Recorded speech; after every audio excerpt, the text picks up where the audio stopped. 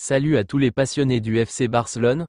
Aujourd'hui, nous allons explorer deux sujets brûlants qui alimentent les discussions chez les supporters blaugrana, l'intérêt croissant du Barça pour le latéral droit brésilien Wanderson et les raisons pour lesquelles le club n'a pas recruté Julián Alvarez. Installez-vous confortablement, c'est parti. Avant de plonger dans la vidéo, abonne-toi, c'est rapide, simple et ça me donne un max de motivation pour continuer à te régaler. Merci. Le FC Barcelone est à la recherche d'un latéral droit capable d'apporter une réelle plus-value à l'équipe. Jules Koundé, bien que performant, est souvent utilisé à ce poste alors que sa position naturelle est en défense centrale.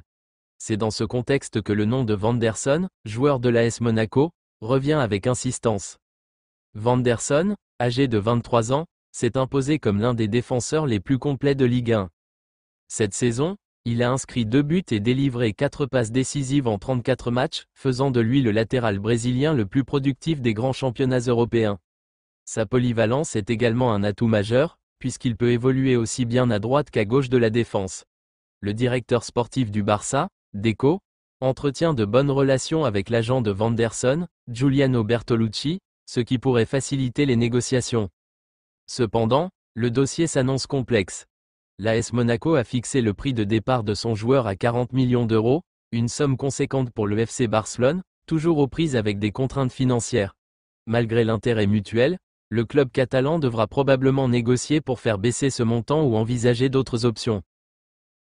Revenons en arrière pour comprendre pourquoi Julián Alvarez, aujourd'hui attaquant de l'Atlético de Madrid, n'a pas rejoint le FC Barcelone.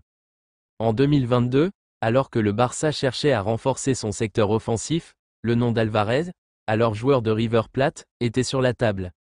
Les dirigeants catalans étaient prêts à payer l'indemnité demandée par le club argentin, mais River Plate souhaitait conserver son joueur jusqu'à la fin de la saison.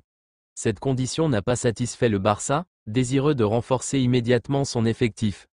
Le club a donc abandonné cette piste et s'est tourné vers Ferran Torres, recruté pour 55 millions d'euros, plus 10 millions d'euros de bonus, en provenance de Manchester City.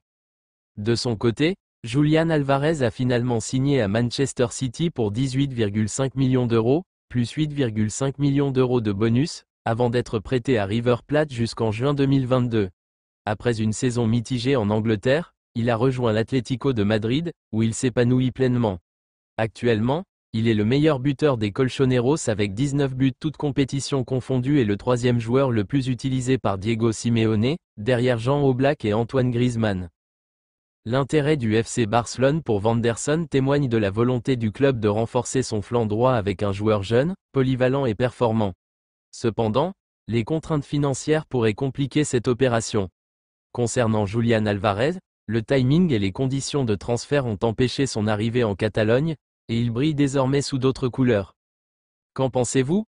Le Barça devrait-il tout mettre en œuvre pour recruter Wanderson malgré le coût élevé? Regrettez-vous que Julián Alvarez n'ait pas rejoint le club? N'hésitez pas à partager vos avis dans les commentaires.